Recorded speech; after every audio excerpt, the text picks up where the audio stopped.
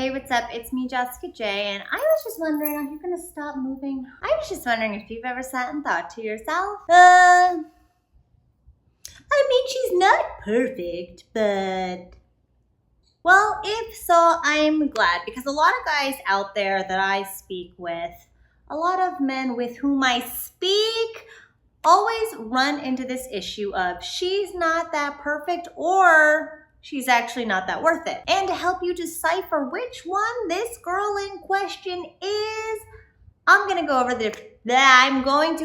the differences for you today so that you can make a more rational decision in regards to moving forward with or without her. And to make sure you never miss out on an opportunity to find out whether or not this girl is worth your time and effort or not, or another one of my videos, don't forget to hit that subscribe button with that notification bell. Okay, so like I said, I have a lot of guys write into me, a lot of clients that I work with who tend to get hung up over one girl. Now, maybe she's a coworker and they're really into her and she seems like she could be really into him, but we don't quite yet know.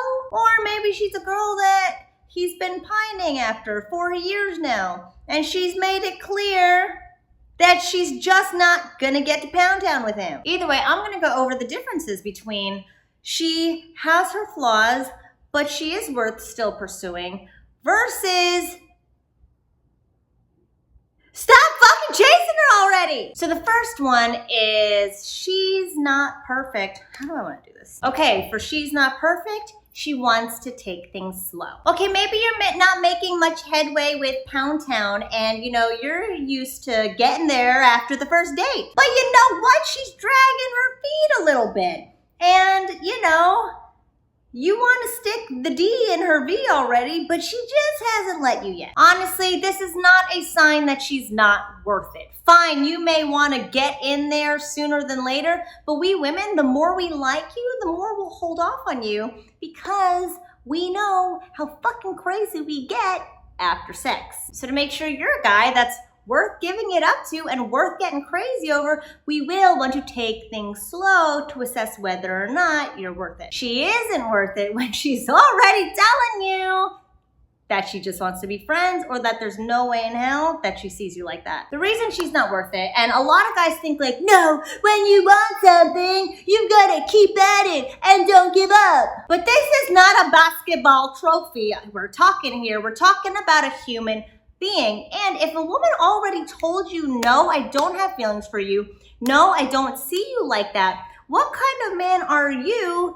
who fucking ignores her and keeps at it? I'll tell you what kind of man. You're a man who doesn't respect who she is and what she wants and what she's verbally told you. You don't respect her as a human being to want those things and not want you. And at this point, you have no dignity because you've already been told to get lost. At this point, you're a sad puppy trying to get treats or a nice loving home because nobody else will give it to you and she's the closest thing you've got and you're a little puppy. You can't necessarily walk miles. You don't necessarily have any other place to go. So again, she's not perfect. She's taking things slow. She's not worth it. She's already told you no. The second she's not perfect is she doesn't meet all of your standards for what you want. And when I say standards, I mean paper standards, meaning I'm really into Asian chicks, but she's from Switzerland. Or even, I want a girl with a job who only works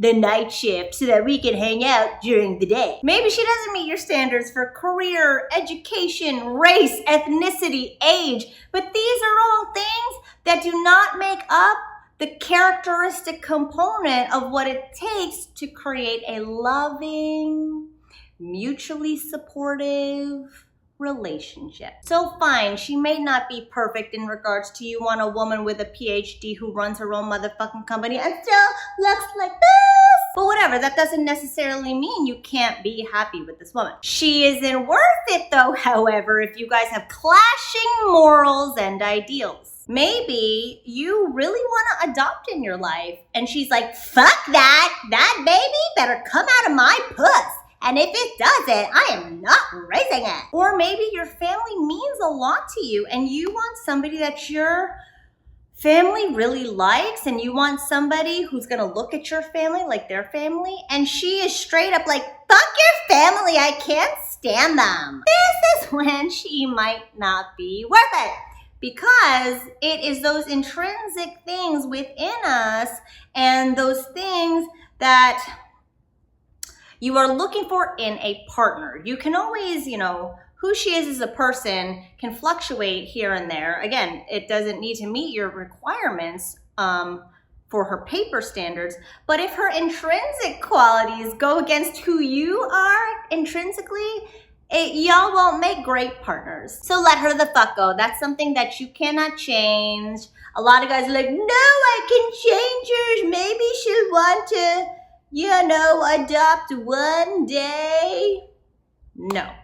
Don't try to change fucking anybody. Just accept her for who she is and move past her. The third one is, despite all of her setbacks, she still makes you want to be a better man. And she can also put herself in check as well. This goes a long way because a lot of guys find themselves down the road having settled with women that they thought, well, I don't know if I'll ever be able to do better, so I guess I'll take her. And then they'll resent that woman that they settled with from a long ago, because nobody ever wants to be with somebody long-term who makes them worse than they were when they met them. So if you know that regardless of what's going on in her life, you look at her and you feel inspired to do better and be better, then that is an imperfect person worth keeping around. She's not worth it when she has a shit ton of things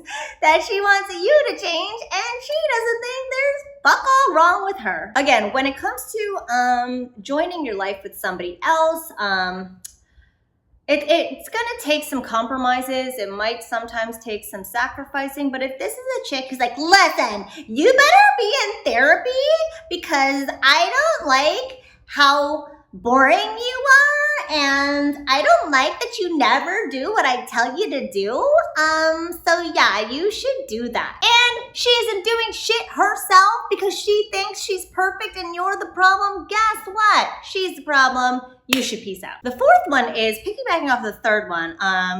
Fine, she's not perfect, but she still uplifts you in your life. Now, when I say uplifts you, maybe she's a smoker, but at the end of the day, she still makes you feel great about her and you feel good being around her. Or maybe, she let herself go a little bit over the years, but she's still gung-ho about you getting that job promotion, supporting you in your life, whatever you want to do, moving to wherever you want to go. Either way, she's there for you. She's your number one cheerleader. She isn't worth it when not only does she have her flaws and setbacks, but it's those flaws and setbacks that drain you and drag you down. Maybe who she is, she's really insecure, so you're not allowed to go out with the guys anymore. Maybe, she's super gung-ho about staying with her family, so you can't take that amazing job opportunity a couple states away. Here's the thing, a lot of men and women get into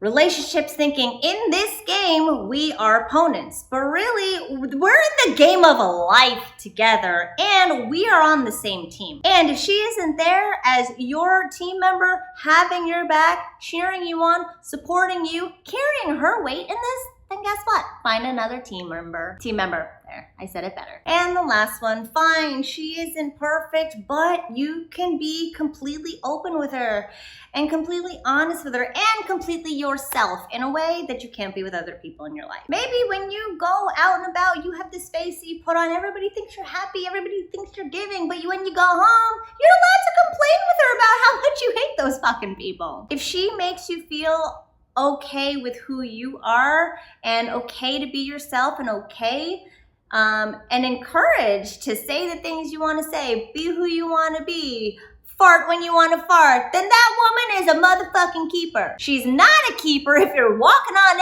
eggshells around her all the time and don't feel like yourself. I can't tell you how many clients come into me and they're like, oh no, I can't say that to her. She might think I'm weird or she might think I'm crazy. If this woman isn't bringing out all the things that you normally want to hold back and you feel like you have to censor yourself even more, she's not worth it. I'm telling you right now. So that's how to tell whether or not a girl is basically worth it or not worth it at the end of the day. But here's the important part. It's important to know which one you are as well. Are you guilty of trying to get her to bend to your will when you don't want to make any sacrifices yourself? Are you the one promising you're gonna change and you're gonna do the work, but you actually never fucking do it either? Either way, I could tell you so many things that make a woman worth it or not, but all that matters is whether or not you are worth it to yourself. And if you're not sure if you are and you need some help, don't forget to check out the 10 most excruciatingly awful mistakes men make with women. I should link it right here if you haven't checked it out yet. All you gotta do is put in your email. I'll send you those 10 things right away, and you and I can keep in constant contact in regards to helping you get and keep the women you want. Thanks for watching as always, and I'll see you guys next time.